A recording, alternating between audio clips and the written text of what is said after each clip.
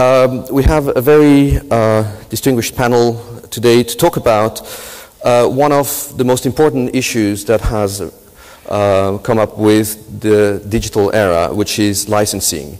And on the one side, you have content owners who, normally license content, and you have services, platforms that need content. And there's a bit of stickiness in the relationship between those who have content and license content and those who want the content and are ready to license the content. To introduce the panel, I'm going to start with, on my right-hand side, you have Jonathan Benassaya, who is the founder and CEO of a French platform called Deezer.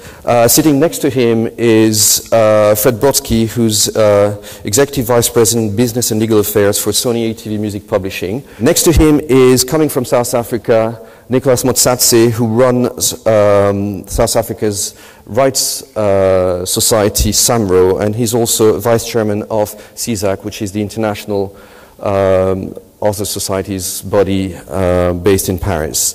But you're based in Johannesburg, right? On my left, Ian Rogers, general manager of Yahoo Music. And extreme left, the lady on the panel, Alison Wenham, who is the chief executive of AIM, the Association of Independent Labels in the UK, and also chair of WIN, which is the international body for independent labels.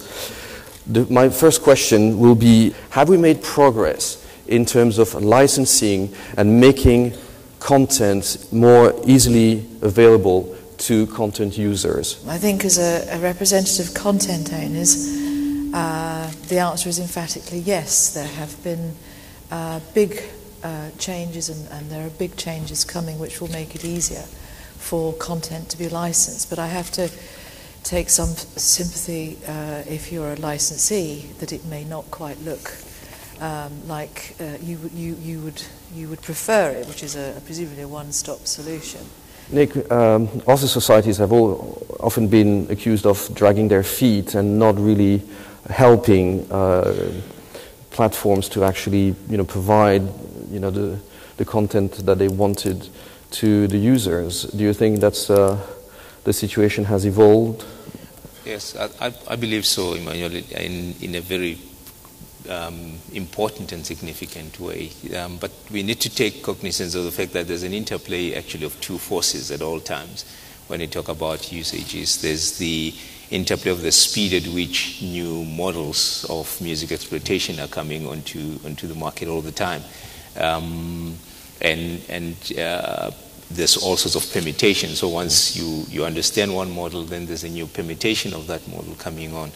But there's also the interplay of the boundaryless kind of exploitation that's beginning to happen, where traditionally it happened within specific geographic boundaries.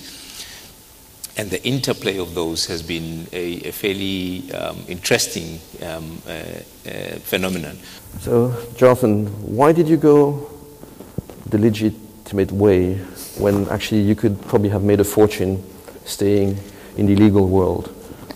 First, Emmanuel, I would like to come back to your first question.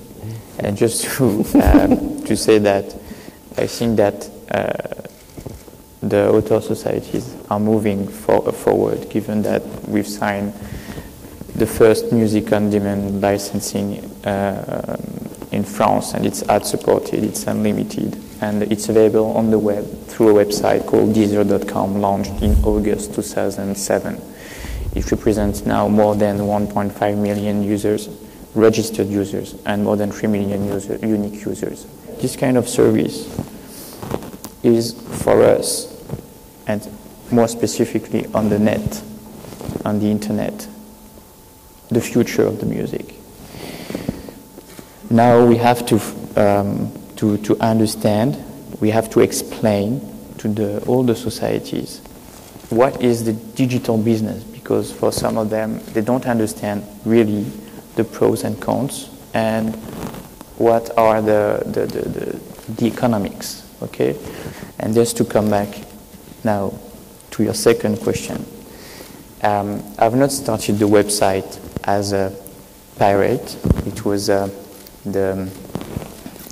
project from my partner, and then my father came from the radio industry, so he was kind of entrepreneur specialized in radio, and I think that piracy is doing something which is really bad to this industry, and we have to help the music industry to renew and to find future business models. What can we do to have a better and faster licensing frame in order to match the new usages?